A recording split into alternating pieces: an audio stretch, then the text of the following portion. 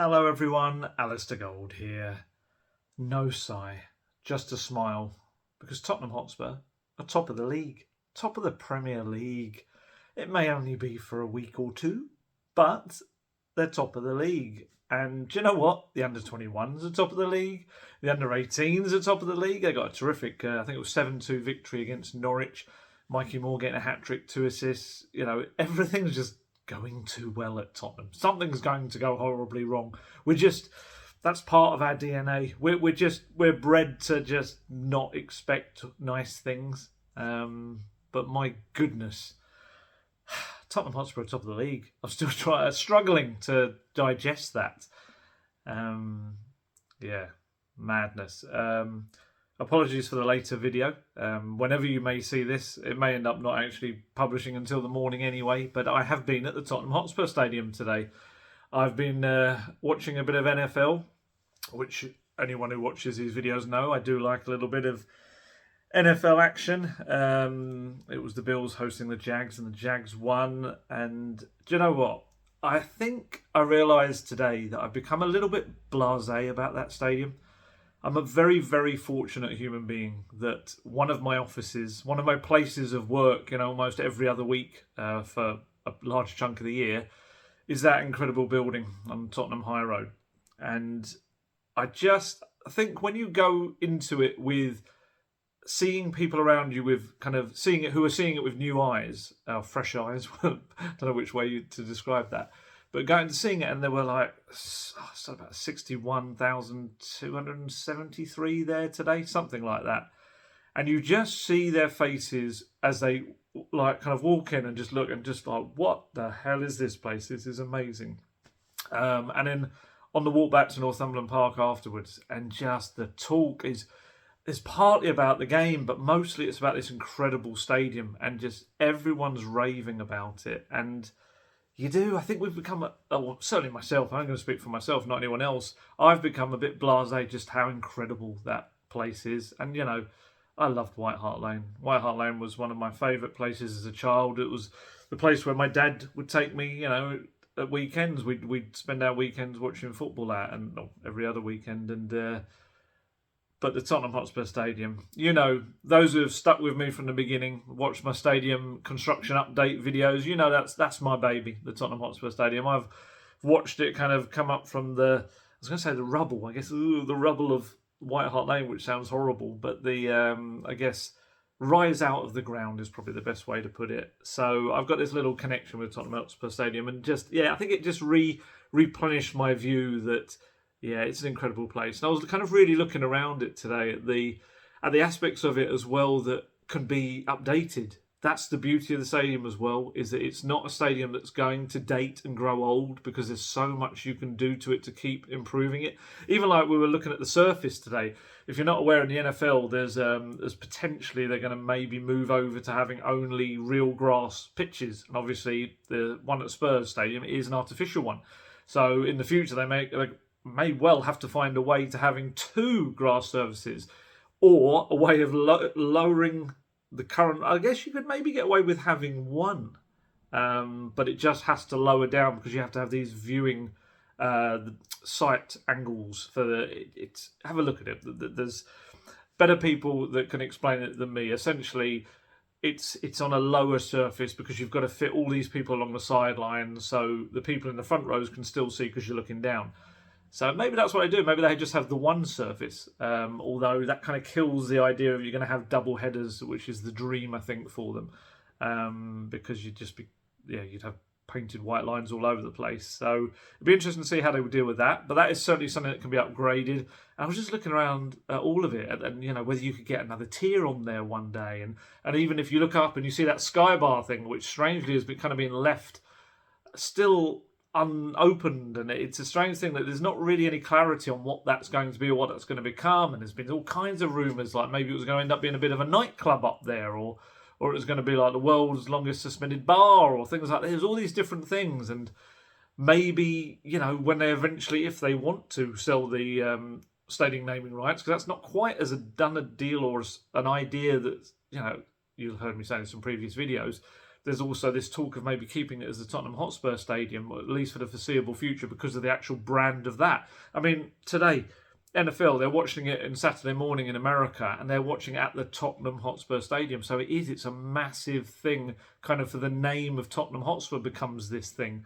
And maybe actually with the further marketing opportunities that brings, it actually maybe brings in more money than you would if you had a stadium naming rights deal. I think they maybe didn't realise that to begin with, and now they're finding that.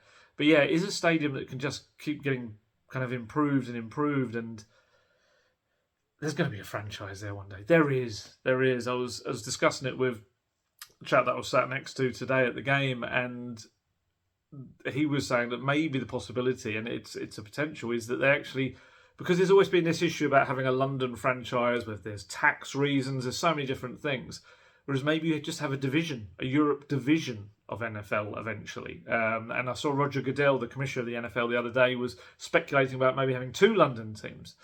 And then you obviously could have one in Germany. They're mad about American football there as well. And then obviously in some other countries you could have some as well. And you have a division, because technically it's not that much more kind of distance-wise, time-wise to fly from, let's say, New York to the UK as it is from New York across to the other side of, maybe LA or something. But yeah, so that stadium, honestly, just watching it transform, it's like, I know there's some people that have very got this traditional view of, it should be our football home, that's it. I understand where that comes from, and I think it comes from a really good place. I understand that. It comes from a passion about your football club, and it should be purely your football club's home. But my view has always been, it's not viable for any home to sit there dormant, unused for 340 days of a year, or slightly under that. It makes no real sense. 330 maybe. And if you can get NFL games there, you get almost 62,000 then. That's a 4-hour game where people are spending, they're buying merchandise, food, drink, all of that. It might not be the stuff you want to hear about, but it actually does throw that revenue back into the football club again. And I know there's this view, it goes into people's pockets, all of this sort of stuff, but it doesn't. The NFL stuff, it's all on the balance sheet, the NFL stuff as well. And it goes straight back in, and they put it into the football side of the club. And, when you talk about financial fair play and having to generate your own revenues for it, that's what that is. And that's what also comes from the concerts, the boxing, the rugby, the whatever else is there, events, corporate events and things like that. And what I'll always say to people is, because I remember these things, White Hart Lane had a lot of the same things. White Hart Lane used to have boxing there. It used to have, the Monarchs would play there sometimes, the NFL Europe back in the day. It would have concerts there, it would have events there. It was all the same back then. It's no different now. It's just this stadium has been built to be able to be transformed into these other kind of venues as well, all within one. But don't mistake it. Don't make any mistake. It's Tottenham Hotspur's home. It is. That's what it is. Primarily, whatever you want to believe, primarily that is Tottenham Hotspur, the football club's home. They will always be the priority there. It's a clever way of using it as a cash-generating machine to be able to fight against some of these bigger clubs. And I did think it was quite interesting that how much the psychology of Tottenham doing well and flying high at the top of the league makes on how it changes the whole kind of psyche around it. So, like last October, I think I've gone to a game every single year at least when they've been at the Spurs Stadium. And last October did an NFL game, and I remember tweeting out, and a lot of replies were kind of negative, and I'm pretty sure, I think they just lost the North London derby, maybe, like really poorly as well. And they had, would that have been the one when Emerson got sent off? It might have been. And they had, it was just I think the Spurs account didn't even tweet it out. They would use the Spurs Stadium account and just kind of did it through there. And you could see people underneath were like, what is this rubbish, blah, blah, blah, blah, all of that. Again, I get where it comes from. It's born of frustration, of course it is. But I did notice that I tweeted out about the stadium, said what a remarkable transformation it is, how they make it. Last week, Tottenham Hotspur's home, a roaring, incredible atmosphere. That's the thing, when people say it's not Tottenham's home, it's an entertainment venue. Anyone that's been inside that Tottenham Hotspur Stadium, when it's rocking for Tottenham Hotspur matches, knows that that's a home for Tottenham Hotspur. course it's the home. It's Tottenham Hotspur's home. It's incredible. You know, we've had some games there, like the Man U game as well. And, you know, that, funny enough, the North London derby at home there in Conte's first season. And you've had a few moments like that. You just know it is Spurs home. And it will get better and better with Ange Postecoglou's football, I hope, as well. But yeah, it is. It's just, it's all part of it. And Ange was there today. Ange Postecoglou was there. He met Roger Goodell, like I said, the NFL commissioner. He was down there with Daniel Levy as well. And I think it was the daughter of the owners of the Bills was there as well. And Shad Khan, the Jags owner. Also, I think he's still also the Fulham owner as well. So they were there. Who else was there? Scott Munn was there. Todd Klein, the commercial chief commercial officer, was there as well. Who else did I see? Delhi was there as well. Which was lovely. And one of the Jags players went over to him as well. It was all very cool. It was just weird because the Bills fans are called the Bills Mafia. They absolutely took over the stadium. Whereas in previous ones I've seen, it's been quite equal between the different teams that are playing, but also a lot of fans of other NFL teams come and watch it as well. Whereas today it was just all blue. It was so much the Bills Mafia there. It's an incredible experience. I know NFL's not for everyone, and it's probably this for many kind of UK football fans. It's probably this crazy thing from America, but yeah, it's something that I've always loved since I was a kid. It's obviously it's one of those kind of things. It's very cool to see it in your own team stadium as well. So all very good, all good fun. So sorry, apologies for spending the first 11 minutes on the stadium, but I just thought it was an interesting thing that happened today. I did want to make another apology about the videos. You might have noticed some people, there's been an issue when they first upload. It's for about the first, I think it's 5 to 6 hours or so after they first upload. It's a processing issue on the YouTube side of things. What it is, without being all geeky and techie about it, it's something to do with the standard definition of the video seems to upload quite quickly, and then that tells YouTube we're ready to go, and then it's actually in the background still very slowly, incredibly slowly, uploading the high definition version of the video. And what happens is when it only puts out a standard definition of the video, that causes a bit of havoc with the YouTube app, because most people's, I think, app is set to play at a certain definition.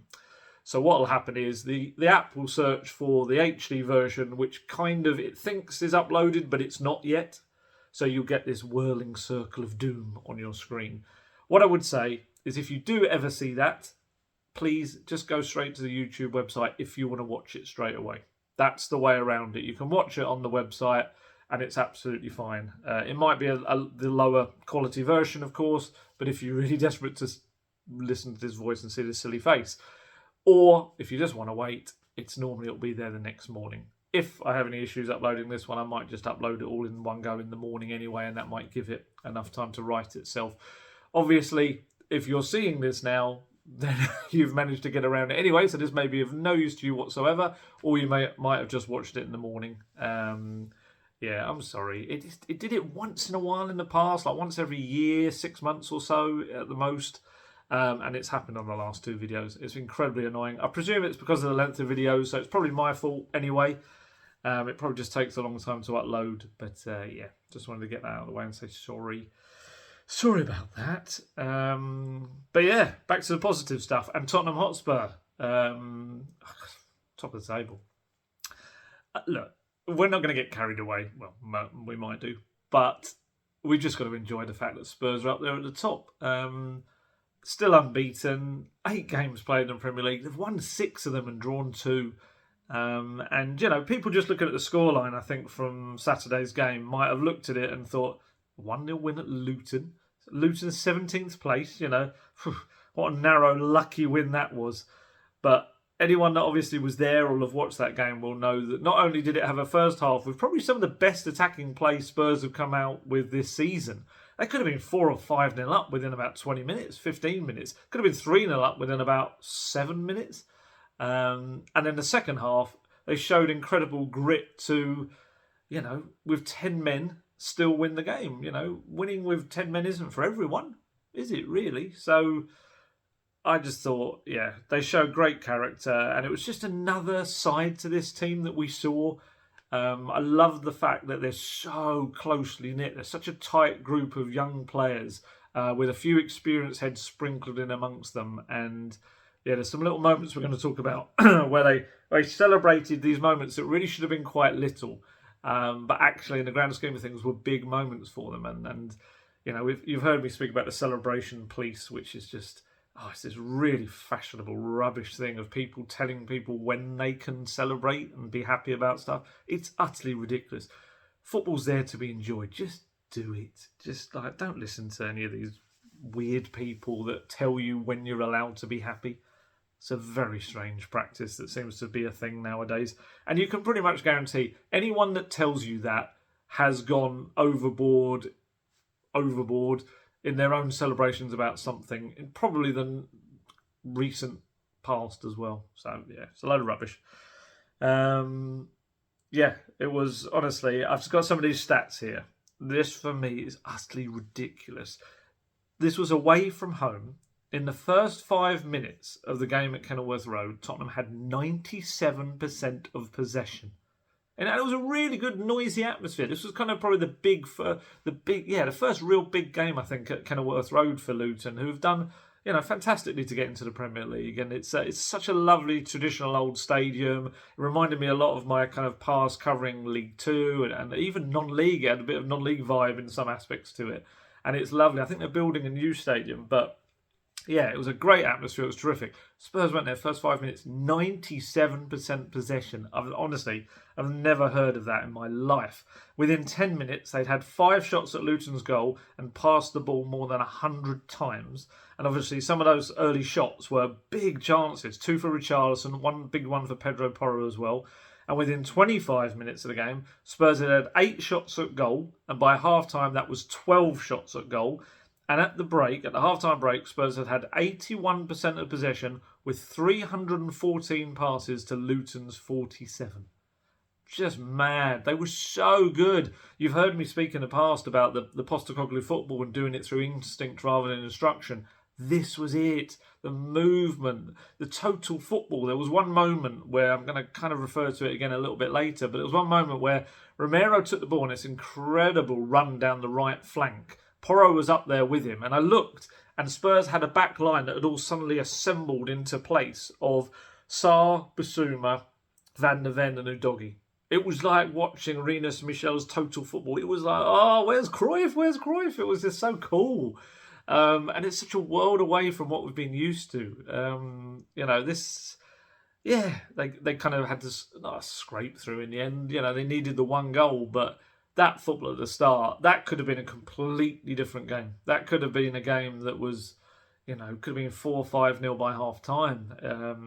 The things that need to be taken from it and learnt, of course there is. But there was a lot in there to be really positive about. And I could tell that about Postecoglou afterwards. He was really happy with that game. Maybe more so than a lot of the other games as well. I think because he could see the attacking stuff and it just needed finishing at the end of it. But he could also see the mental aspect of the game and how they kind of came together as a 10 and still dominated the possession quite a lot. Well, I've got the stats in a little bit. But, we have to talk about Yves Bissouma's daft double of yellow cards. And it's one of those where...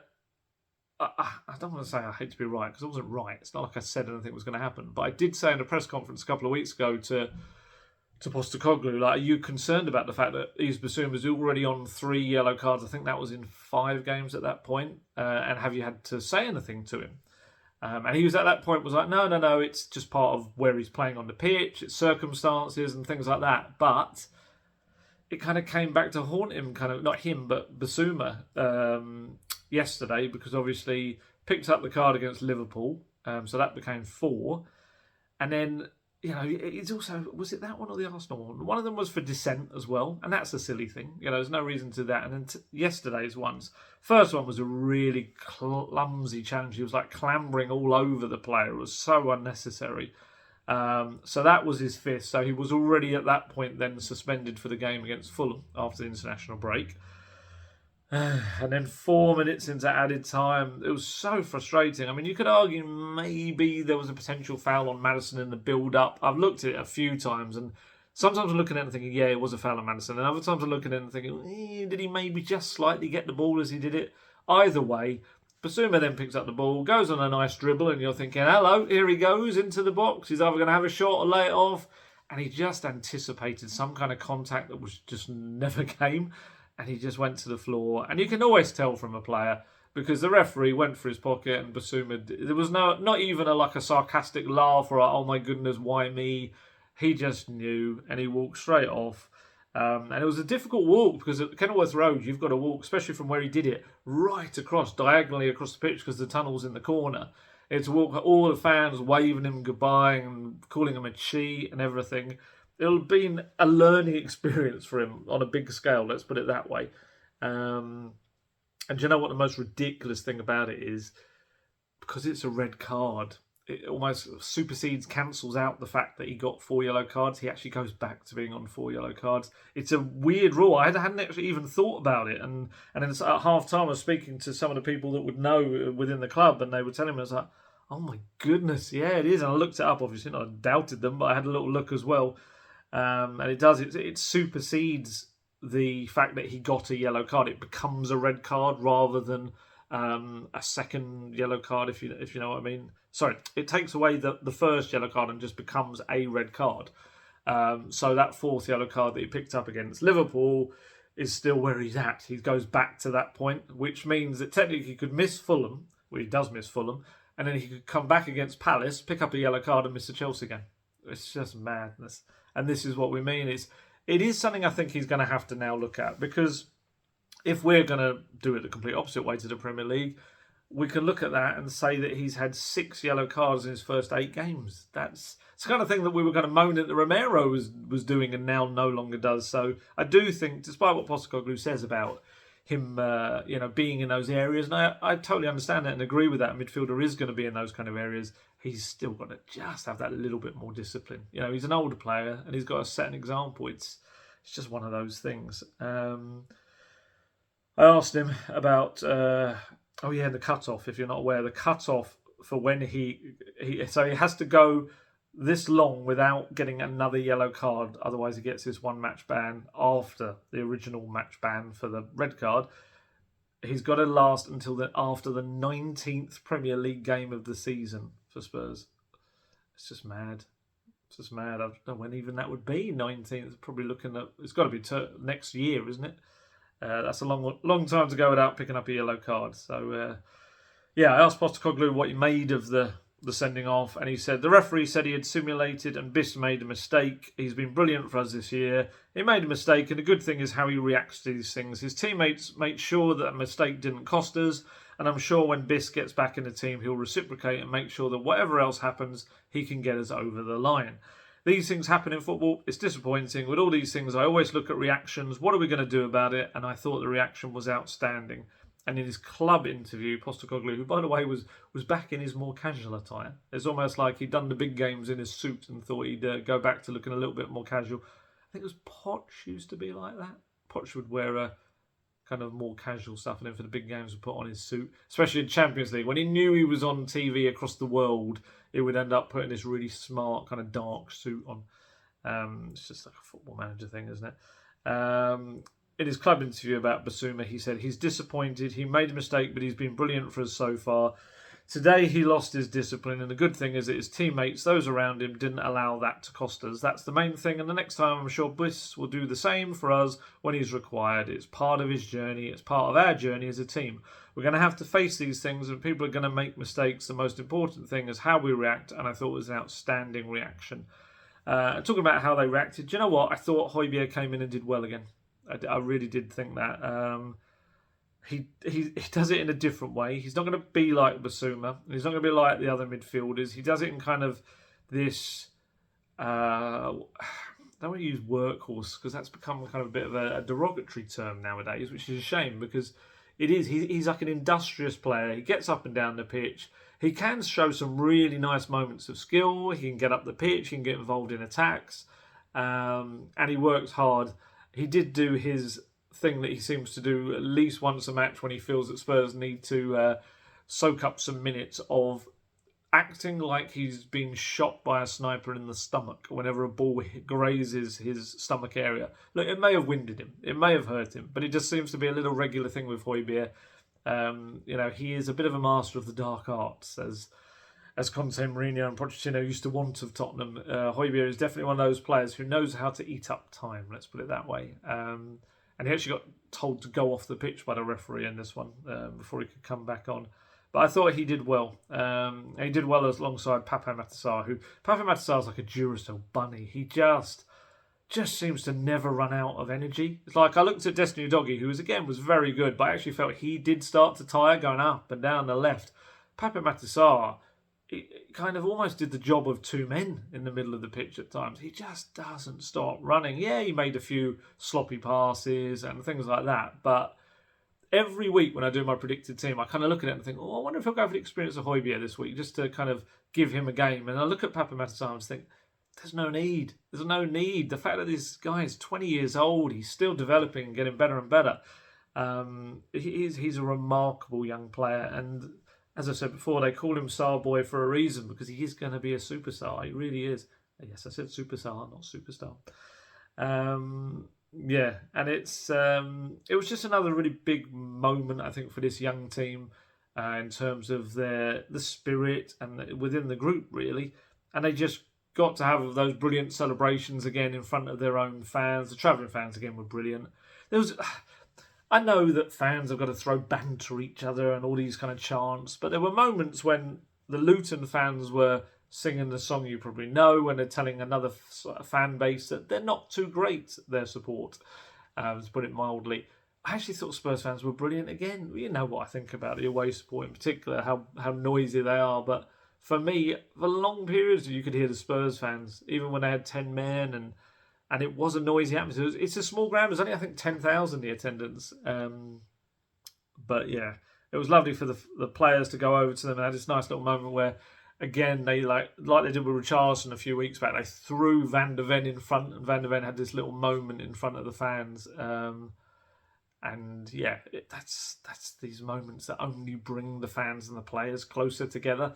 I don't think, again, that there's been a stronger connection for years between the fans and the club. And that was my point from earlier. Sorry, I knew I was going somewhere with the stadium thing. Last year I tweeted out about the whole stadium thing, and people were a bit like, this is rubbish, And I tweeted it out today, and honestly, pretty much 99.9% of the comments underneath are really positive, and it just shows you the psychology of fans right now, is that just everything's fun and they're enjoying themselves, and when you're kind of seeing things in a good light, you're also going to see things that maybe would irk you and annoy you in the past, like what the stadium and the revenue and the things that came through it that aren't football related. And now people are just so happy that Spurs are top of the league, they're probably thinking, that's all going to benefit them. Maybe we'll see that in the January transfer window. Some of those funds go towards that. Whereas last year it would have been, we're not going to see any of that money in the January transfer window. It's just funny the way it works, isn't it? How we just see things in different lights when we're in a better mood. It's as easy as that. Yeah, it's great. We're all singing Zippity Doo Dah at the moment. And look, there's going to be some tricky moments ahead, but I just think everyone's so enthused at what kind of the future looks like now. Even if there are some bumps in the road, it is looking bright. And what I love about it is that this group of players and the growing bond between them is that Postecoglou is just really... He's actually just kind of stood on the sidelines almost and just said, yeah, you go off. You form a little family. That's fine. Ends up being kind of the dad, as they seem to, a few of them have called him. And I think he took that, he joked about that, didn't he, in a press conference, saying maybe it's because of the way I dress or something. But what he's done is he's just kind of, with the odd little prod and the odd little suggestion to kind of little things that maybe he feels they need to do, he's just told them, go and create your own environment in that dressing room. He and his coaches do not step into that dressing room at Hotspur way. He just lets them get on with their own thing, the players. And, I've said this before, but I don't think it's any coincidence that when you've got leaders that are Sonny, Maddison and Romero, who are players that in one moment can be real jokers really happy, smiling types. But in another moment, all three of them are incredibly serious about winning and very hungry players in that point in their career where they really want to win things as well. I don't think it's any shock or coincidence that that is reflected in the nature of the squad. They're really enjoying each other's company. They all feel like a kind of a family thing. Even silly little things like on Instagram afterwards, you can tell the difference between when it's someone from social media, like a social media team running a player's account and what they do, and when you can tell the player is on their phone and they're on their account, because they're all leaving silly little funny messages under each other's Instagram posts, or really nice, encouraging messages under each other's posts. Like Maddison does it all the time. And from what I understand, that is Maddison. That's who he is. He very much will go on there and kind of just make sure he says these little things under all his teammates' stuff. And like Ven and he kind of said like little nice things about him as well on Instagram. And yeah, I know it's social media is not the be all and end all of things, but it gives us a little window into their world and what you can imagine going on behind the scenes. And I love the fact that we're now getting so many little videos after games, and you can see the little interactions. Like Sonny he's an incredible captain. I can't believe that anyone doubted that Sonny would be a brilliant Spurs captain. Just watch the little interactions he has with every player. After that Fulham game, he pretty much went round to every single one of them, and it wasn't a cursory hug, a shake of the hand, or whatever. It was very much each of them. He went up and did this little thing with them, spoke to them, had a little chat with them about something, and he's got him in a headlock as he's taking him off the pitch and everything, and yeah, he's doing such a brilliant job. And like I said, that little leadership trio is probably the cleverest move that Postecoglou could have made when he came into the club. It's very, very fitting, and it's very much symbolic of the new look squad that he wants going forward. It's a bit of a masterstroke, to be honest. And it did. This match kind of showed you a bit of both sides. You got to see the incredible football in the first half. You got to see what still needs to be done in terms of the finishing. You've taken a world-class striker out of that team, and you're going to have to spread those goals around, and some of those attacking players are going to have to weigh in with goals. A certain Brazilian, we're going to talk about him. He's obviously got to do more with his finishing. But I do think at the moment, one of the biggest things that we've always kind of grown frustrated about with Tottenham Hotspur sides is that this lack of understanding that just hard work and concentration should be your bare minimum. Because if you do that, you're going to get through matches, or most matches, regardless. And then if you've got that extra bit of quality, you're going to win even more. It's always felt like Spurs teams in the past, at certain points, just haven't worked hard enough, and then have been shocked that games have gone against them. Whereas this team seemed to put in... I just don't think Postecoglou allows them to go below a certain percentage of work rate. It's like 90%. And you got to see that. And you got to see their fitness.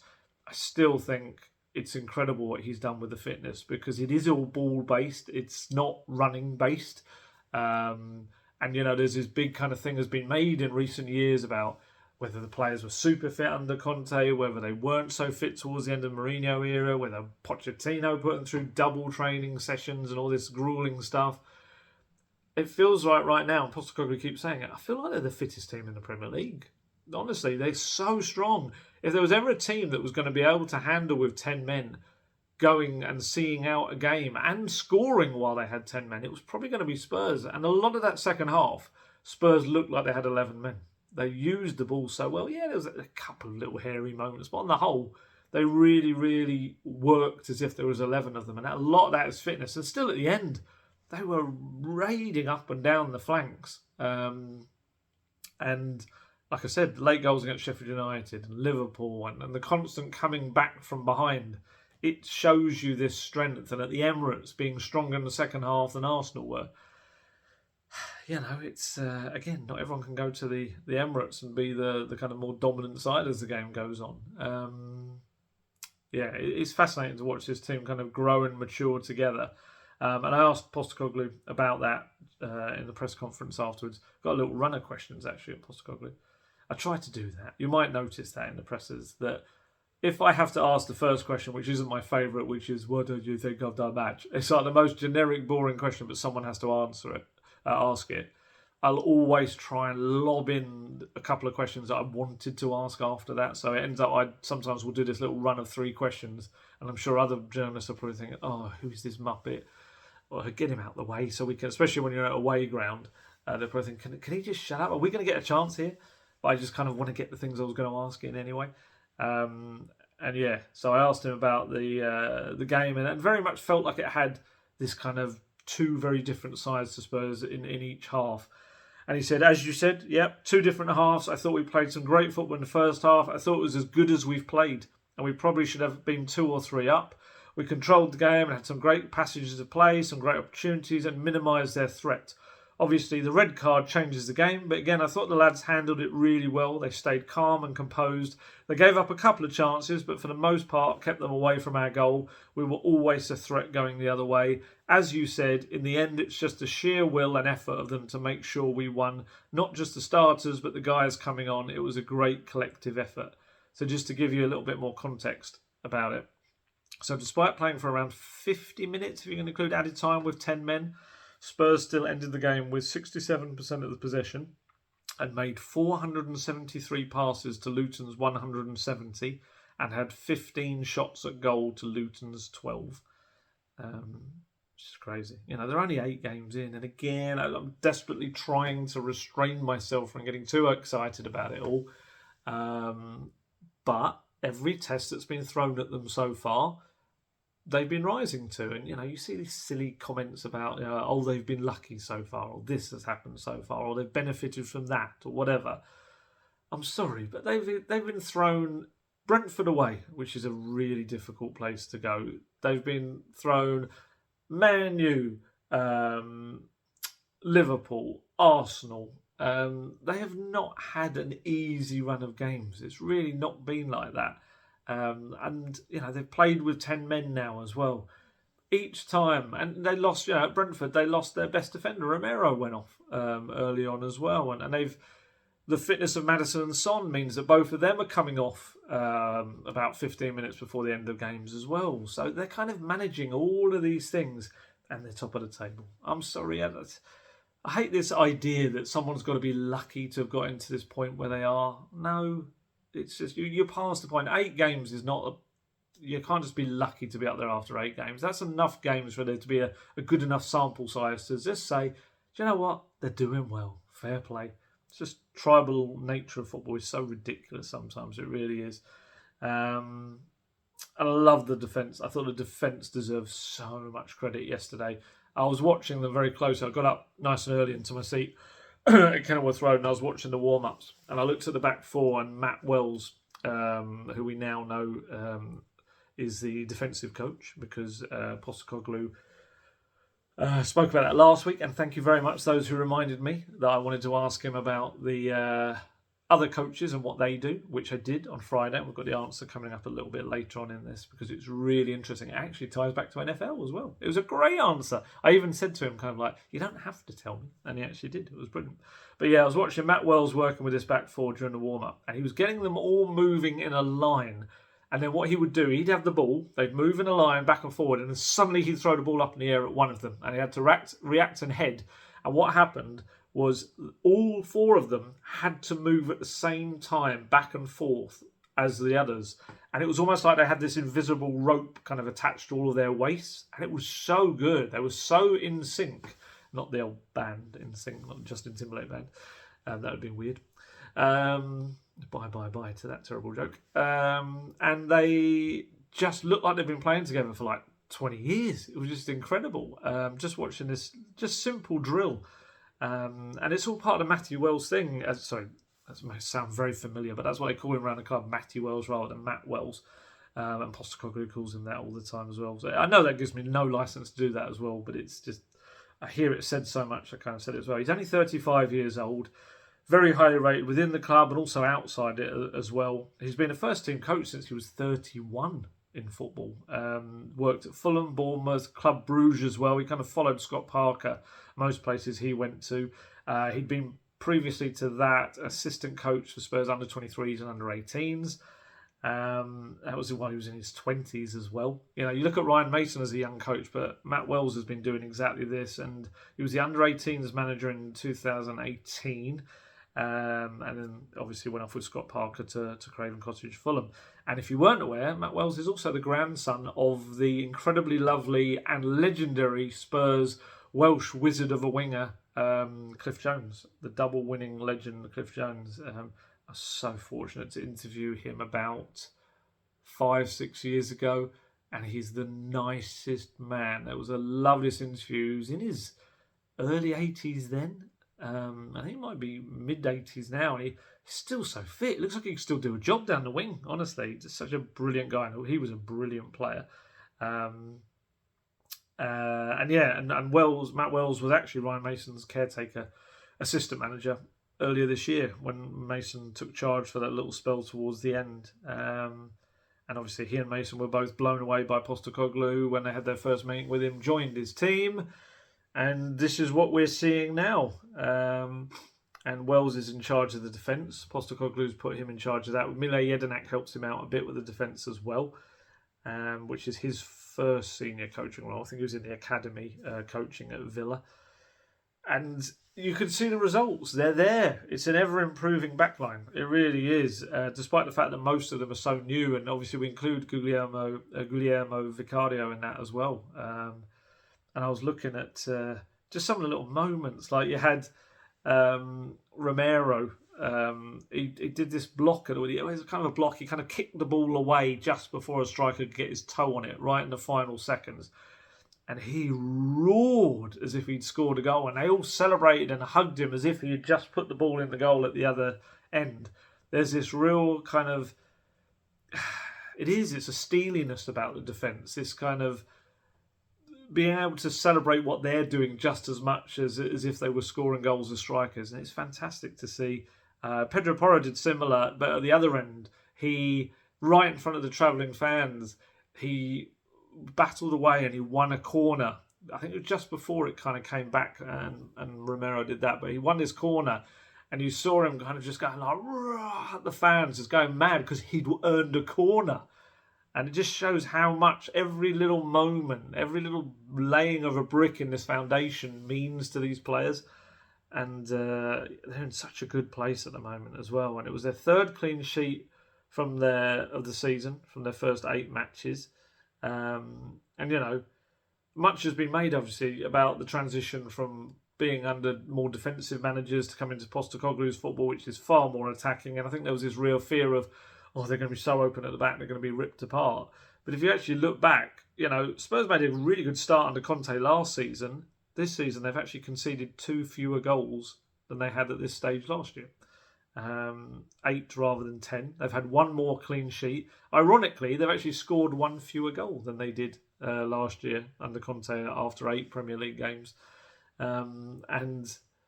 yeah, I mean, obviously that's going to happen. I think if you take that certain striker that's now playing in the Bundesliga out of your team, although Sonny's doing his darndest to make up for that shortfall with his goals. But yeah, just Romero was incredible yesterday for me. I saw Van der Ven got man of the match and he was very good. But for me, Romero was just remarkable. He was incredible. And I've got the stats to back it up as well. He was doozy. He really was. He's only 25 this year. He is maturing at such a rapid rate. Look, we know what Romero is like. He was the guy that could just go from the sublime to the ridiculous. He could just do the most reckless thing in a moment, and you're thinking, why did you do that? And now it just feels like with this vice captaincy, he's got this weight of responsibility on his shoulders, and it's exactly what he needs. He's the guy that's won the biggest trophy that football can offer, and I think he's now feeling like these younger defenders are looking up to him, and he's having to set the example. Again, it's like I was saying about what Bissouma has to do. This is what Romero is doing, and he was magnificent, honestly. I think it was probably the best performance I've ever seen from a Romero, and he's had some really good ones, but I just felt yesterday, especially with 10 men, he was a rock at the back. He was phenomenal. And don't forget, this guy was once named Serie A Defender of the Year, and he just showed everything. He's got this way now. I felt like before he was using his aggression in every single moment. Whatever was happening, it's like bang, I'm going to get this bang. Whereas now it's really choosing the right moments to do that, and it's such a different. I asked Christian Stellini last season about that, and I think I asked Conte as well. Maybe I've got Romero fixation. It's because I'm starting up my early plans to start the Christian Romero Appreciation Society. So I have to put in all these questions first to see whether they're suitable and deserve a society. And I think Conte and Stellini both said the same thing, that it is something you can coach. You can coach them to do these things in the right moments. But I think maybe with Romero, actually, it's more just about mentality. I think he's got this new responsibility. I think it coincided nicely with more responsibility off the pitch, with his son and being a dad. And also, in a weird way, being maybe not a dad, but more of like an older brother to these younger players that are now he's surrounded by in the back line. And yeah, it's huge. And here are the stats for you. He made 12 clearances on the day, which is 3 more than the rest of the defence combined. He made 3 tackles, 3 interception, and was involved in everything that happened, taking 102 touches of the ball. Only Pedro Porro had higher with 103, and nobody else on the pitch made more than Mickey van der Ven's 78. So you had 78, and then it was Porro, Romero and Porro above that with the amount of touches. And yeah, again, I asked Postecoglou about his centre-backs, and just he said they've been great all year, both of them. The whole back four and Vic. I think a big part of that is Romero, because when you look at it, it's Destiny's first year in the Premier League, Mickey's first year in the Premier League, Vic's first year, and Porro just beginning his Premier League career. But they've got a World Cup winner beside them, and I think he makes them feel like they belong. I love that quote. They feel really comfortable having him beside them, and you can see them flourish. Mickey was outstanding today with the way he dealt with it. We knew when playing here against Luton we would have to deal with a lot of long balls and physicality, but Mickey has outstanding physical qualities, but he's also maturing and learning as a player as well. All of them. Emerson and Benny, when they came on, that sounds like a TV show. The Emerson and Benny show. I thought the guys who came on today and needed to defend did really well. Again, credit to Matty Wells as well, who works hard with them every day. And there was actually this one moment I saw where Romero gave Van der Ven an absolute rollicking. He really went at him. It was a moment where Van der Ven was trying to head a ball, and he just mistimed his kind of attempt to get it. And it created a situation where Luton did get away. I can't remember how it ended, but Spurs got a little bit, either got lucky or they dealt with the defending aspects of it well. But it was something that shouldn't have happened if Van der Ven hadn't just kind of timed his header that little bit better. And Romero had a proper kind of gave him a bit of a talking down. It was quite interesting because I don't see Romero as that. I see kind of him more as a, kind of part of the gang, one of these kind of guys. But he gave him a real dressing down, but it wasn't in a degrading way or anything like that. It was a kind of no more of that. Kind of, we learned from this, we get better. Don't do that. There's no need for you to do that. You're better than that kind of thing. And it was, I'm absolutely putting words in his mouth, and no doubt it would have been in slightly more basic English than that, as I'm sure they wouldn't have both spoken Spanish towards each other. But I just felt it showed two players that are able to have that relationship, because at the end they shared the kind of warmest hug at the end, not as in body heat but as in emotionally, looked as like such a nice warm moment. So clearly, they feel that they can do that. And Van der Ven was asked about Romero after the game. He said, amazing player, unbelievable player, defensively so strong with the ball, so strong, and he keeps talking. For me, an amazing player. Keeps talking. He's leading that back line, and maybe that's something that Spurs have missed. We heard, obviously, I've heard, certainly during the pandemic era, you could hear that Eric Dyer was trying to organise that team, but maybe while concentrating on his game as well, maybe it was something that didn't work as a unit, or maybe it was the players around him, I don't know. But ultimately with Romero, he's got the confidence, but he's also got the organisation abilities now as well. And it's massive. And I do think Romero's... Destiny a Doggy quote as well. This is a nice one. I think Kuti is a real leader. You feel real safe with Kuti, and he shows this every day in training and in the games, and he helps us a lot. I love that. You feel safe with Kuti. It kind of goes into that what Postecoglou said about they feel like they belong with him alongside them. It's such high praise for him, and like I say, his skill levels I think are underrated as well. He can easily motor past a player with real ease, and he can ping a crossfield ball. Both he and Van de Ven set loads of attacking kind of movements away because of what they did. They would either just dribble up the pitch and create space, beat the press, set other people away, or they would ping these crossfield passes. And they again, like I said, it led to that moment with the total football and the change of the back four with Sarr and Bissouma in there as well. And actually, Postecoglou was asked whether he felt that the vice-captaincy had helped transform Romero.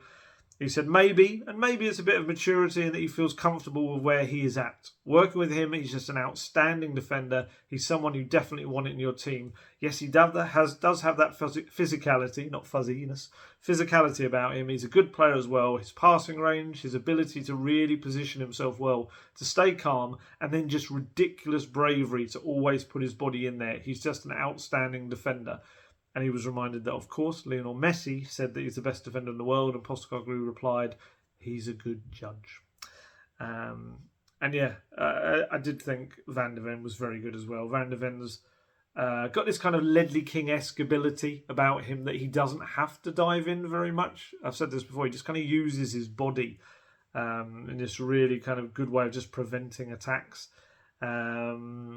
And he was the match winner. And it was a really nice kind of striker's goal. If you watch him, he like steps back suddenly like a striker does, and the defenders just lost him completely. He just kind of read the way that Maddison was going to pull the ball back. And he, just a nice kind of prodded shot into the bottom corner. Although, it kind of opened his body up as well to be able to do it, let it roll across him. But right at the end of the press conference, as Postecoglou was about to stand up and walk out, he was just very quickly asked by a journalist that tried to chuck in a quick question at the end. He was like, great finish, eh? A great finish from Van de Ven. He was like, was it? It's just that he said, I thought he just toe poked it. Maybe I've got a higher standard. It was a fantastic finish then, but I don't think there'll be many highlights of it moving forward. It was quite funny. He's had a funny week with press conferences. We had that cringiest moment of the Happy Days theme tune being played. I'm glad they don't have cameras or cameras facing the journalist way, because you'd have just seen me going like, oh my god. It's just embarrassing, but that's a whole other thing. And Van de Ven's goal, Sonny had seen it coming. Van de Ven's interview to TNT Sports afterwards: it was an incredible match. I think we showed a great mentality as a team, and I'm really happy to score my first goal in the Premier League and for Tottenham, and the clean sheet is the best thing for defenders. I knew that Maddison likes the cutback, so I stood back and he played it perfectly to my left and I tapped it in. Amazing feeling.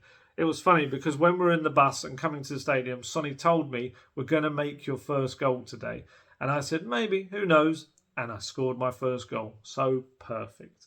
Van de Ven's just been remarkable in the way he's adapted to Premier League, as they all have. There's a bit coming up where I talk about what's his name? Postecoglou quote about just how good the recruitment has been, and they have. You look back to that summer window that's just gone, and every single one has been a success. Obviously, I know Manor Solomon obviously is now out for 3 to 4 months, but it's got to be up there with Spurs transfer windows in terms of success rate. It's incredible thus far. Very good. Especially with Van de Ven, he's got that pace. It allows you to squeeze the opponents higher up the pitch, because you know that if they knock it over the top, he's going to run back and get back to them. And even with 10 men, Spurs were squeezing them high up the pitch because they just knew that he was going to be able to get back. It was incredible. He actually spoke about that, the need to constantly stay high up the pitch even with 10 men. He said, we have to keep pushing forward, and we know that they're strikers, they're not always coming back, and then they're offside, so we keep pushing and pushing, and in the right moments, then you have to drop back again. Sometimes you saw that we dropped back and we had a good header, and sometimes they were just offside. And it was. Spurs defending was so good. I was trying to think of the chances they had. They had that disallowed effort when Tom Lockyer headed it in, which I think was not only, it was obviously a foul on Romero, he was shoved in midair, but I think it would have been also offside as well anyway, before Destiny Doggy did lose it a little bit towards the end. You can kind of seeing it's going out, oh crap, it's hit the post! And then he just kicks Lockyer in the head as he's heading it. Thankfully, it wasn't a bad thing. That's why I can laugh about it. It didn't end up being as horrendous as it could have been. But a very rare moment from a doggy of kind of misjudging the situation. But as it was, it didn't count anyway. And the other one was Elijah Adebayo, who was a horrendous miss. The ball came across and it was almost like he decided, I've got no left foot, I've got to use my right. And he just kind of... the ball kind of got stuck under it and he slid and it went between his legs. He took it off the pitch with him. It's one of those where all he had to do was get a decent connection with his left foot and he probably... Vicario might have had it covered, but it was a good chance, let's put it that way. And pretty much for Vicario, who's the birthday boy yesterday, his 27th birthday, he only had really one save of note to make, which was quite a decent one from a tight angle from Carlton Morris, who Carlton Morris at one point was playing the game while holding a tissue to his nose because he must have had a bloody nose. It was very strange watching him running around holding it there for a good 5 minutes or so. It wasn't just for 30 seconds or so. But that shot, I actually initially looked at it and thought, it's just a tight angle. It's he's expected to make that. And then I kind of watched it back and actually it hits it. It's a really good reflex save with his wrist, a really strong wrist. Vicario's, he's just so important. I was talking to someone today at the NFL game about the players that I don't feel that the players that are a bit irreplaceable at the moment, and obviously Maddison's one, and you think probably one of Romero, Van der Ven, and you're going to maybe have a real issue there because of the paper thin nature of some of these departments in the squad. And I actually offered up, I think Vicario as well. I just think what he does as a whole is so important to Spurs. I think, you could look at someone like Hugo Lloris and you could say, a great shot stopper. Maybe there are other aspects to his game that are a bit iffy. You could look at Fraser Forster and say he's solid in a lot of aspects, but maybe spectacular in none. Maybe harsh. Maybe, it's a good shot stopper as well. But what I would say about Vicario is that he's a shot stopper, but he's also very clean and safe with his hands and his handling, and his distribution's excellent. And he's just got this ability to read the game very well. There was a moment really late on in the game when you're a bit rubbish, they've got through, and he just swept out of nowhere and kicked the ball away. It's very, very good anticipation. And he's been so good that not enough people are thinking about the bizarre fact that Hugo Lloris is earning probably one of the most, kind of the biggest salaries at the club. And it's nothing to do with anything. I saw him in they had a little behind the scenes video of the squad photo that was taken this week at Hotspur Way.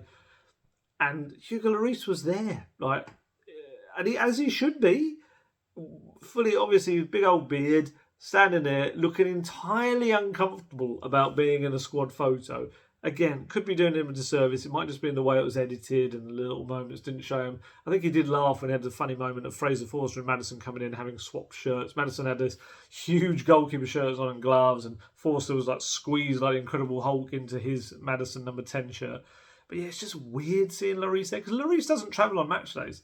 It's Brandon Austin, Forster and Vicario. Lloris is nowhere to be seen. I don't know what he's up to, whether he's at the training ground, whether he just has the time off with his family.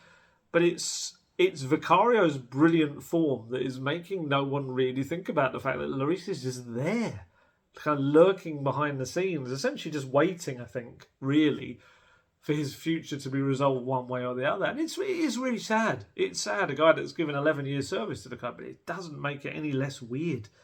I just found it so strange when I was watching that video and just that's the former club captain. He's just kind of there in the background. Very weird, but there you go. Defence have done so well that we've had Destiny Doggy's been called up to the Italy squad, full senior call-up. Just hopefully he just doesn't get injured. He does absolutely fine there, and lovely if he came on and made his debut. He obviously joins Vicario in the Italy squad. Van der Ven called up for the Netherlands squad again. Hopefully he'll make his first appearance this time. He hasn't yet for the Orange. No, that's not the pronunciation, but it sounds cool that way.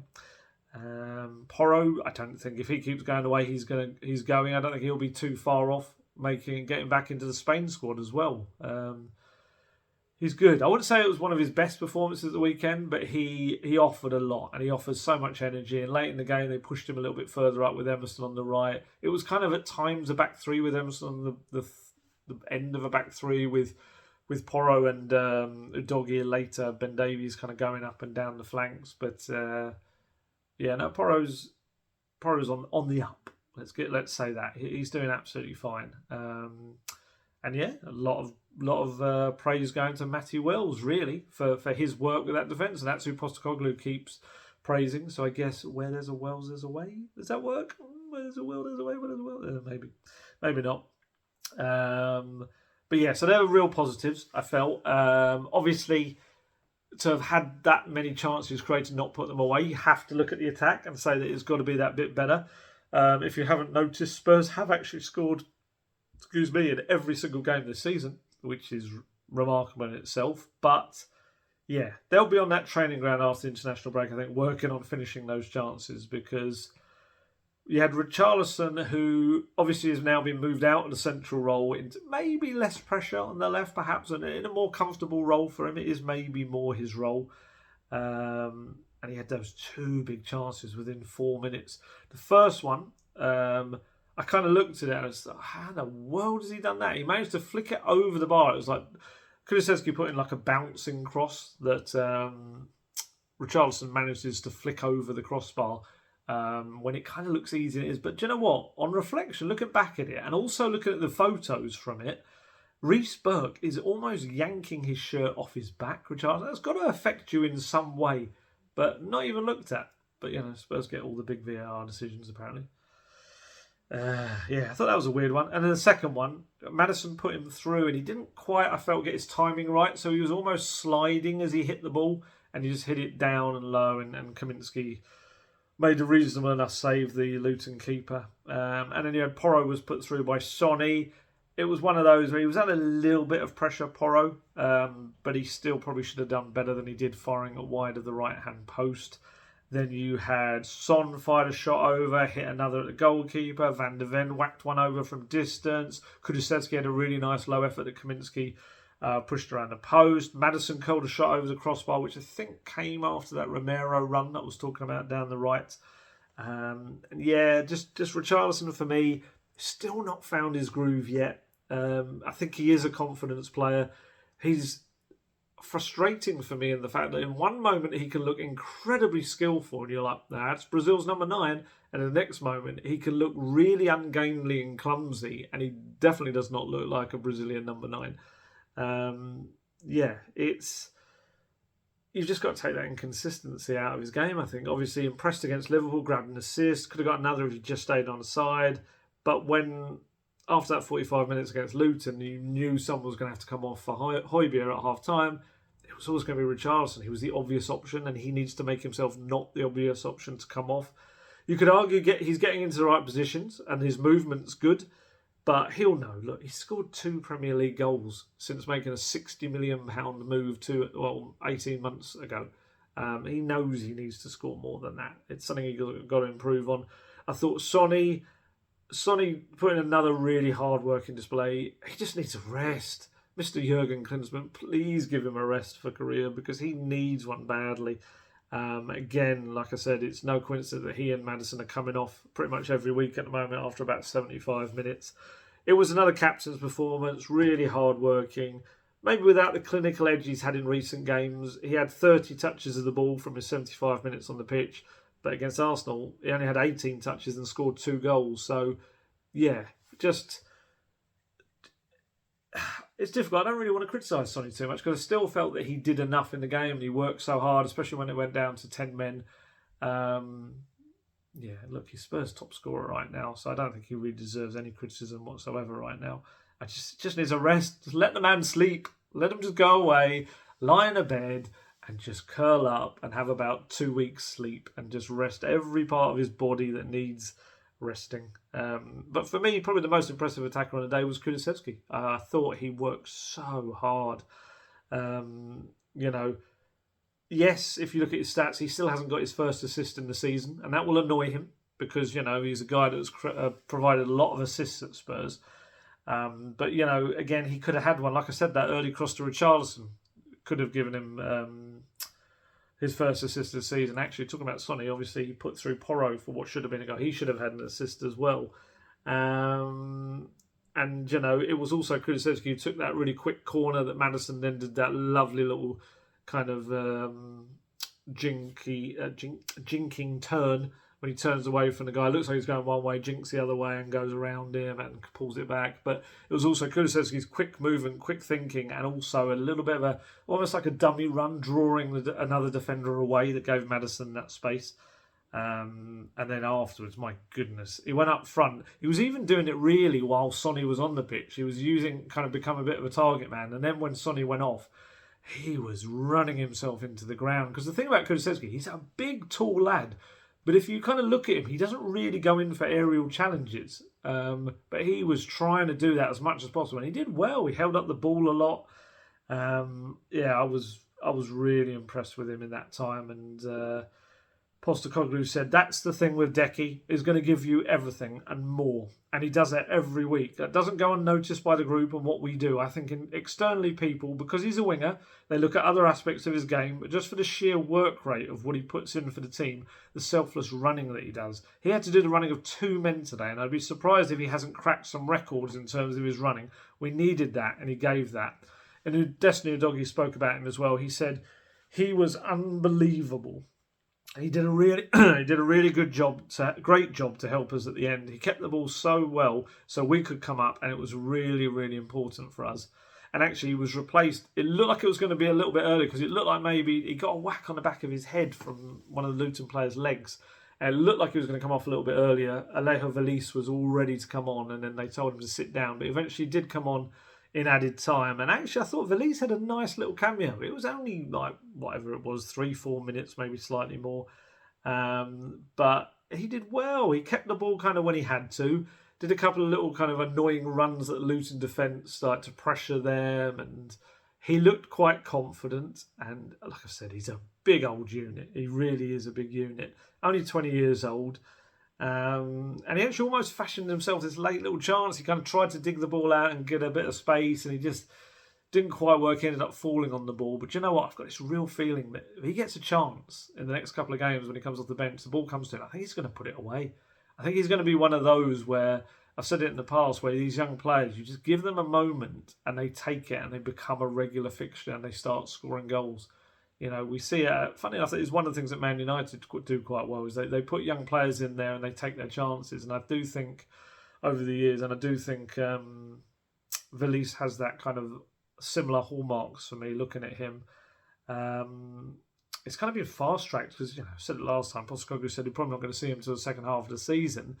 And lo and behold, he comes back from his injury, trains really well, finishing impresses everyone in training, and he's had these little moments. He's come on, he hasn't looked out of place. I said it last week. Matip had not got to that ball and put it into his own net. Velis was right behind him. He made a really good run. It was going in. That was why Matip had to get in the way. There was a funny little moment as well. I was watching him as well in the warm-up before the game. And he's quite a vocal lad. He looks settled. He obviously is another part of the group with Lo Celso, the South Americans. And they were doing this little, it was obviously the Spanish speakers. They were doing a little keepy-uppy quartet. It was Velis, Lo Celso, Brian Hill and Emerson Royale. And they were doing keepy-uppies. And then Velis was doing it, and he tried to kind of keep it up on his head for a little bit, and it all went a bit wrong.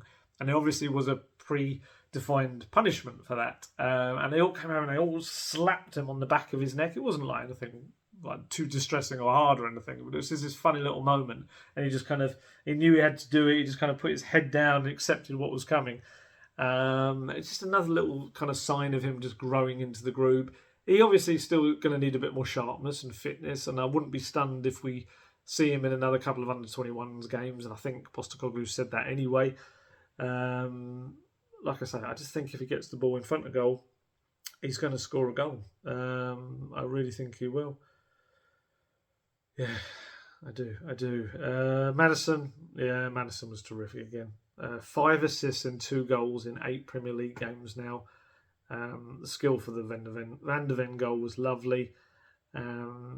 It's just finally a player that when Spurs struggle against these stubborn defences, he's just there to unlock them with a little pass, a little kind of moment of genius. And it's just madness that Spurs haven't just brought him in before. They've watched him at so many different clubs. He's just been there for the taking and they haven't done it. And now he just looks absolutely perfect. In his own words, he just felt that he would be right in a Tottenham shirt, and he is. He really is. Postecoglou had a nice bit of praise for him, and he also pointed to Ryan Mason's influence at set pieces, especially taking quick set pieces. So interesting, all those kind of calling for Gianni Vio, it seems like Ryan Mason's taken over the set piece duties. And they have scored from a few kind of almost indirectly from set pieces. It might not be in the actual set piece, but it's more in the what comes next bit. So yeah, what Postecoglou said, Madders was extremely important. He played some great balls through and opened them up with Sonny. Then in the second half, we were going to need his clever thinking and outside of the box thinking. And Mace works really hard with the guys on set pieces. And he always says that if it's on early, get it early. An early corner or set piece, and you can see Madders' brain working before they're fully organised, and he creates that bit of magic for Mickey to score. He's been great, but I think he'd be the first to say that he's done that on the back of a lot of hard work from all the guys. He's allowed to play the game he wants, and he has to work hard as well, but he's got guys alongside him, making sure he gets the ball in the right areas, making runs for him to do what he does. And that's absolutely true, because there's at times when you'll see Maddison pop up on the right-hand side of the midfield three, and then suddenly Sarr and Bissouma are having to shuffle one along. Or you'll see him come back almost in the anchorman role right in front of the defence, and Bissouma has to push on it. It's true, he kind of has this almost a bit of a free role. Like Postecoglou said, it's terrific the way he's spoken about it. He does have to work incredibly hard, yet also within a free role of sorts. It's very interesting if you watch him play. He's one of those guys where, Sky used to do that old player cam. I'd love to see him just what he does during the game. And he was actually asked on Friday, Postecoglou, if Maddison needs to be needs to be wrapped up in cotton wool to protect him. And he said, no one's wrapped up in cotton wool, mate. There's no cotton wool here. There's only barbed wire and uncomfortable uniforms, mate. Bit dodgy where he was going with that one. They all work hard every day. They just have different programs. Madders has worked hard all week. He hasn't missed a session. But, there is no getting away from the fact that you lose him and you're starting to worry a little bit about how the team looks without him. Because, he is that important again. So that's the team. In terms of Tottenham, top of the league, there's a team to watch. The team that everyone wants to watch play football at the moment, which is, is the dream, isn't it? It's what we all wanted. Everyone's looking up at them right now for this entire international break. At least we will look up at the top of the table, and Tottenham Hotspur sit proudly upon it. We are trying to not get carried away by the best start the team's had in more than 60 years. It was quite interesting, actually. We were sat, our press box is really close to the director's box at Kenilworth Road, which was my first time there. I really enjoyed it, as you could tell. But the director's box was really, really close. And we had, obviously, Daniel Levy there. He seemed to be kind of shouting quite encouraging things at the players. Obviously, at the Tottenham Hotspur Stadium, he's up a whole kind of level. We can't even see him. He's behind there's like a shelf above us. It's like another tier up. And yeah, I've never ever sat that close to him. And I must admit, there was a time I was going, trying to look at what's he doing? And you could kind of hear him shouting little things at the players, like encouraging stuff as well. Not like you're crap or anything like that. But that was weird, kind of seeing him almost be a bit more like a fan than a chairman. I think you just have this image of your head of him watching, it's like that. The Lord looking over his domain kind of thing. But yeah, no, he was properly kind of shouting them on. And actually even closer to us was Scott Munn, Chief Football Officer as well. He was very much wrapped up in occasion as well. And I've been hearing some good things about him from people within the club in the last couple of weeks since he started, about his, being quite a fair but tough guy, if that's possible, if you know what I mean. In that, as long as you're doing what he asks of you, you're absolutely fine. But he will be quite strong with people that maybe he thinks aren't.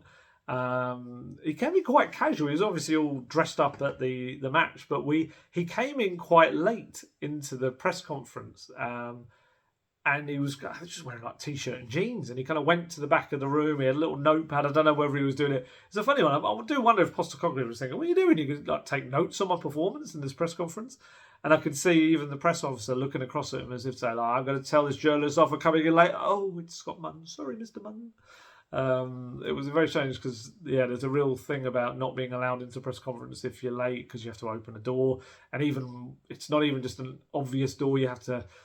It's a long-winded thing, but on the inside there's like a little light you have to press to be allowed in, just so people don't disturb the press conference.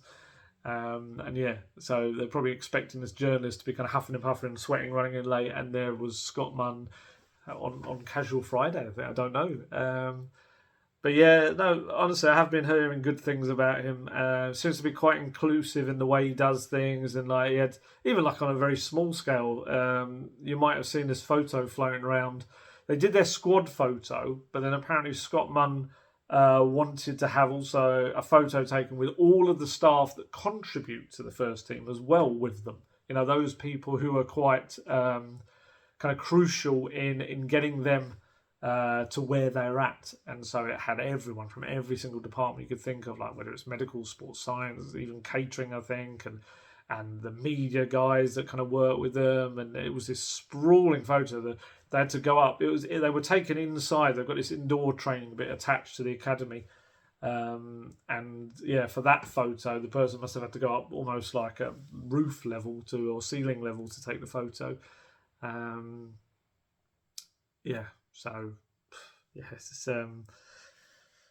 It's just another little thing, I guess, making everyone feel like they are part of it all. Obviously, his next job, someone who needs to add to that photo for next year, is going to be the director of football, or technical director is probably going to be more likely to be the name, something like that.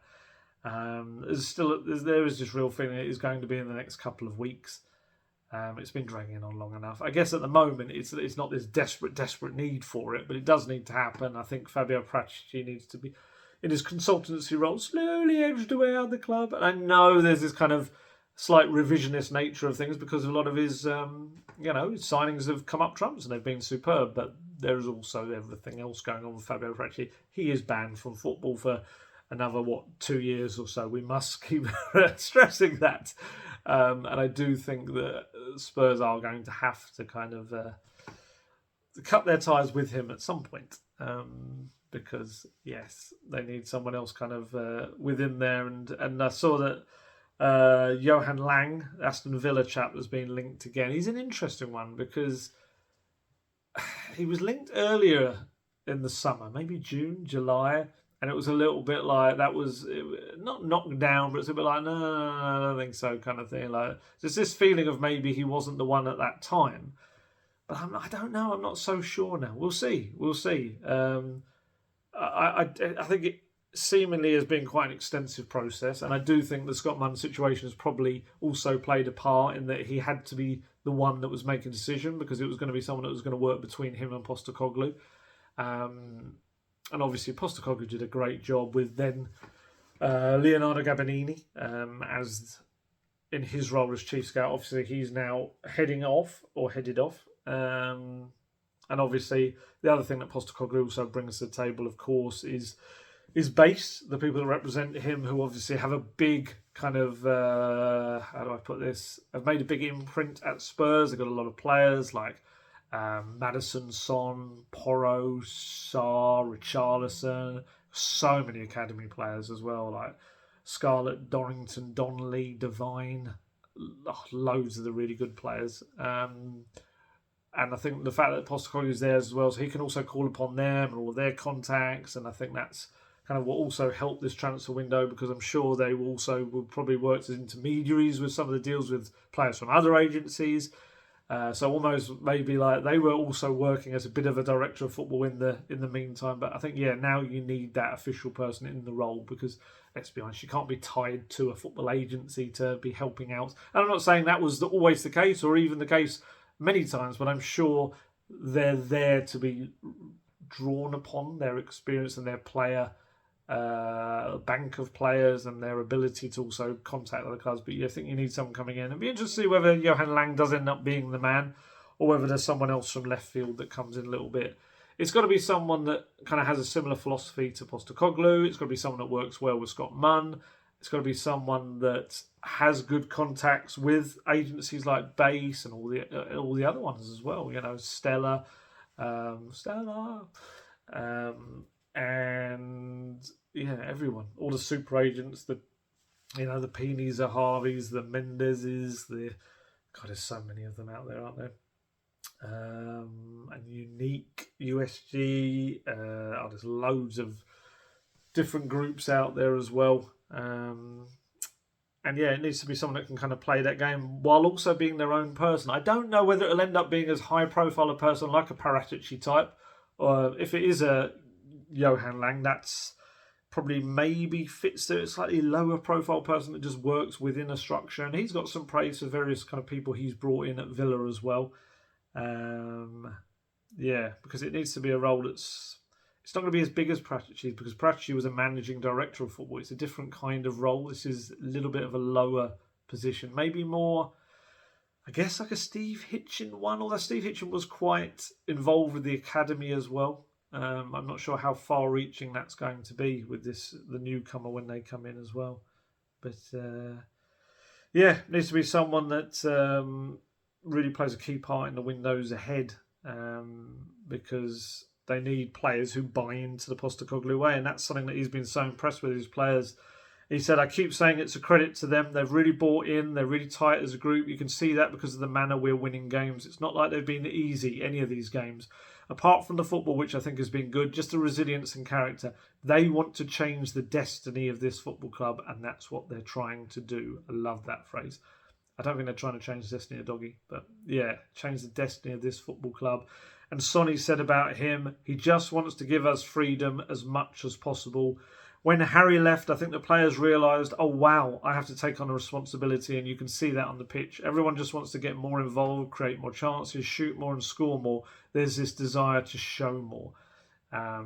It is really interesting. Oh, I was going to tell you about I did ask Postecoglou on Friday in the press conference about the coaching setup, who does what, and and who works where. And he was brilliant.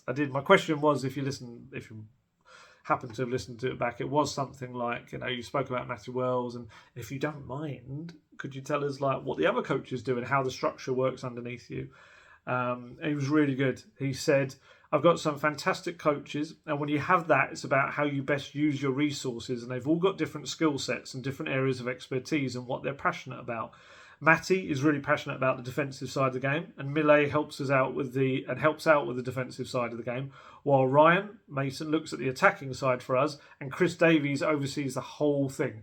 Rob Birch is the only one who looks after the goalkeepers. I wouldn't trust anyone else to do that. It's just a matter of them doing specific work. It's really important for us that all the lads get feedback consistently.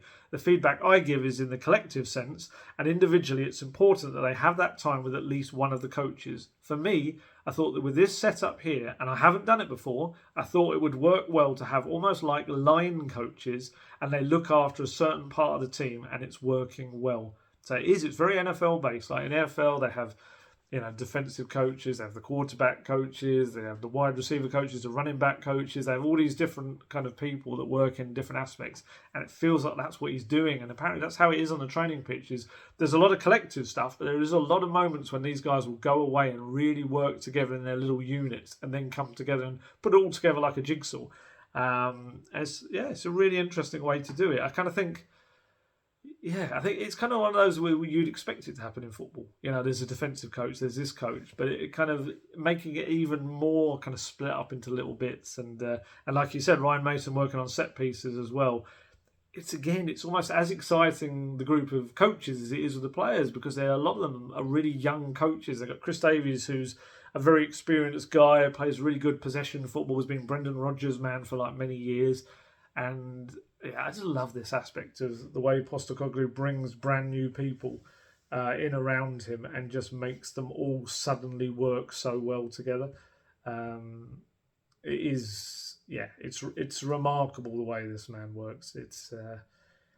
Yeah, it's fascinating. I just wonder what other coaches out there think about him. Like all these coaches that kind of go around with their travelling group of staff, and just look at this guy. It's like, how in the world does he just go in there and start from scratch each time and manage to? He must manage to make all these disciples almost of his coaching style wherever he goes. Like Ryan Mason and Matty Wells may well go on to be managers, and Mile Jedinak as well, and maybe Chris Davies. But you'd think maybe those three, the younger ones especially, at this point.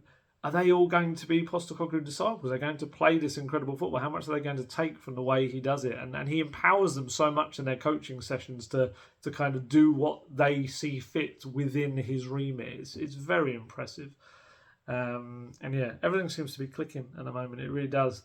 But he doesn't want anyone to get carried away, of course. He says of his players, he said, I don't think they'll read too much into it. They're not silly. They know it's only October, and being top of the league now doesn't really mean anything tangible, apart from the fact that we've started the season well.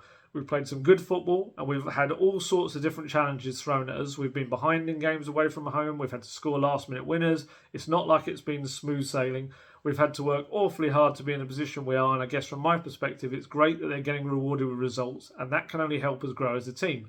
But it's not like they're sitting here thinking that we've achieved anything. We haven't achieved anything. All we've done is lay some really good foundations. Our goals and ambitions lay in improvement.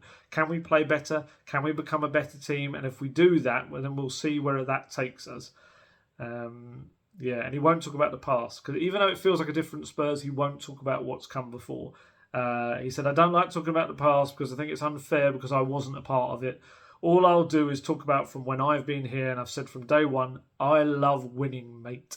I love that. You can imagine that in the stadium. You know, you're like, whatever we do, you know, even if we fail, we'll do so with an echo of glory or all these. Sorry, I've absolutely killed that old saying. And the various phrasing, you know, to dare us to do whatever. I think they just need up there, I love winning, mate. That should be in the tunnel. He said, I've done it my whole career. It gets dismissed because where I've done it, but I love winning. And so the football is not exclusive to us being successful. To get the team to play the way we do and create an environment to create success, that's what I do. You don't always get it. You don't always get it immediately, but we're playing the football. We want to be a team that wins game of football. That's our goal, and that's the ambition, and that's what I do. And he was kind of asked about the fact that, you know, we said this before, like a lot of his other clubs, it's taken a little while to get the players on board, to get the team playing the way he wants them to play. Been some rough early kind of results. He's gone into the Premier League and taken Spurs to the top within 8 games. And they're all eating out of his hand. The players were so desperate for him to come in. Spurs were desperate for an Ange Postecoglou. They just have been. And he was kind of asked about that, like, why has it been so quick here? And he said, every job I've gone into, I go into with an open mind about what we do. And you're right, sometimes the results haven't been there, but I've always seen growth in terms of the football and the kind of team we want to be, even if the results weren't there. This time the results are there, which is great, but that doesn't change me or change where I think we are in terms of our growth. We're still at the beginning and we need to push on. So I don't get driven by the results in this early stage. What drives me is our football, and it's fair to say the lads, the way they're playing and how they've embraced the way we're playing has helped. I think our recruitment has been outstanding. You look at every player we've signed and they're making an impact. That needs to happen, but doesn't always happen, and it can slow the process. We've had to get that right, and there's plenty of evidence to show that we have got it right. So that's helped, I think. And it's actually quite interesting that Postecoglou drove a lot of the recruitment. So yeah, he's got it right as well, but obviously he's not going to say that. Now he just needs a bit of lady luck, doesn't he, over this international break, because Son and Maddison could do with some rest. Like I say, please, Mr. Jurgen Klinsmann, if you do truly love Spurs, and actually I put a little shout out in the podcast with Guesty that I do each week, Gold and Guest Talk Tottenham. If you haven't listened to it, I said in that as a little shout out to Korean fans to let me know, did they want Sonny to play for Korea? I know they've got 2 friendlies. I think it is certainly Vietnam, one of them. I can't remember who the other one's against. It was a better team. I can't remember who it was, but ultimately they were both friendlies. And so I put the thing out there really of, you know, would they prefer Sonny to play, obviously to play for his country, or would they prefer him to? So you know I'm looking up South Korea's matches because I don't want to appear disrespectful. That didn't know that the games. It is. No, that's September. Come on, get it right. They have got Tunisia. That was the other one. Tunisia. Yes, October 13th, Friday. Did they want Sonny to play in the games? I know Klinsmann will want to win those games. He's under, I think, a little bit of pressure. So he will need his captain, his best player, to play. Or did the Korean fans just want Sonny to rest up and it's obviously this groin issue that he's had and just let it go? And actually, overwhelmingly, every Korean fan who got in touch said that they want Sonny to have a rest, which I thought was really interesting and kind of shows the feeling there. And maybe, it'd be interesting to know whether Klinsmann kind of gets that feeling as well and feels that actually it might be to his detriment if he plays, especially if he picks up an injury, just stuffing everyone. So yeah, we could all do with Sonny and Maddison have a bit of a rest. Brennan Johnson will be resting up. Should be ready for the Fulham game. That's what Postecoglou kind of suggested. He got that hamstring strain. It could have it would have been close, I think, for the game against Luton, but I know Wales got a big couple of games, but it's more important really for him to not risk himself and put himself out for a long time. So he should be back. Actually, on the other flip side of it, Lo Celso and Højbjerg could do with some minutes. Lo Celso, because he's just come back. He's in the Argentina squad. He could do with not too many minutes, but enough to kind of get him ticking over again. And Højbjerg, I think, could do with probably a couple of 90 minutes because we know he's now going to have to play against Fulham instead of Bissouma. It's likely to be him. He just no injuries, please. They need to all come back and be ready for Fulham. And Spurs need to keep this momentum going and keep, I think, everyone's feet firmly on the ground. And it's more difficult for us as reporters and supporters because, like I say, Spurs haven't had this good a start to the season since the 1960-61 season. And if you know your history, there wasn't too shabby a season. And it's very difficult to not get carried away. I saw that graphic, I think it was Match of the Day was it? Where they said that, was it only 2 of the last however many teams that had been on 20 points after 8 games in the Premier League had finished outside the top 4, and 11 of them had gone on to be champions. It's far too early days to say that, and I think I'm slightly revising my view was probably 5th, which would be enough for Champions League football. I'm starting to push more towards maybe a 3rd, maybe. If, again, it's so reliant on injuries and stuff. If they can steer clear of injuries and recruit well in January, I really think that maybe they could finish 3rd, maybe with City and Liverpool ahead of them, maybe. But it's a long old season. There's so much, another 30 games to be played. Just quickly before I go, very quick loan roundup because people like to kind of know what they're up to. Tongi got his first start for Galatasaray, played 63 minutes. They won 2-0 at Antalyaspor. Davinson Sanchez scored. He started and scored. I think it was his first goal for them, the first goal of the match. Reguilon's still out injured. Japhet Tanganga still hasn't played for Augsburg yet. He had that knee injury. Troy Parrott got 22 minutes from the bench for Excelsior Rotterdam's 0-0 draw at Vitesse. Joe Rodon's been back in their team. Back-to-back starts this week for Leeds. They've won both. They won 2-1 against Bristol City on Saturday. Dane Scarlett was an unused sub as Ipswich won 4-2 at home against Preston. That's going to be Dane Scarlett's kind of thing. He's going to learn a lot playing at a team right at the top, but he's kind of got to be a bit patient at the moment. He's going to get little minutes here and there from the bench, but he's probably is waiting for an injury or two, and then he's got to grab his chance when it comes. And it's all part of the kind of improvement and growth for him. Some people kind of getting a bit like, this is crazy, he needs to play. But actually, he's getting a lot of experience in this role. And you can also always revisit it in January. And if it's not working out for him, he needs that little bit more game time, then you can adjust that. Alfie Devine, 57 minutes in Port Vale's 2-0 defeat at Portsmouth. He's only 18. He's getting lots of game time in is that League One, isn't it? Port Vale, Portsmouth. So yeah, that's a loan run-up. There's only 7 of them out there, but they're all in various stages of playing or not playing. So there you go. Right, I'm going to head off. I am quite literally heading off. I've had a long booked holiday, got an absolute bargain deal by using a bit of a special offer from a certain company, credit card company. It's I can't say it because it'd be advertising, but booked a long time ago. Essentially, I'm going to Angeland. Purely coincidental. It was booked last year. I'm heading back to Singapore and Australia without any knowledge at the time when I booked it that Spurs would be playing there on tour. and without any knowledge that they would be bringing in an Australian manager. So I am going to take the chance to go and see, as much as Mrs. Gold will allow me to, and not ruin the holiday, some of the places where Postecoglou kind of has been, maybe where he grew up, in Melbourne, and, because I'm actually going to Sydney, Melbourne and Brisbane as well. So obviously I don't think there's much of a Sydney connection there, but certainly in Melbourne I can kind of see where he grew up. I can see where obviously he was in charge of South Melbourne Hellas as well. And in Brisbane, I can see obviously where Brisbane Raw were. So it's very strange. It's kind of sabotaged the holiday slightly. And we're going to very, very quickly try and do those things because my wife is more excited about going and seeing Ramsay Street and places like that. But no, it'd be very cool. I love Singapore as well. It's very, very cool to go back to them. So yes, that's coming up this month. I will try to do another video at some point if there's stuff to talk about.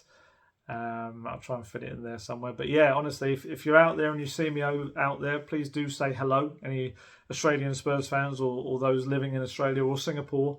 I know there's a big healthy Spurs fan contingent in Singapore as well.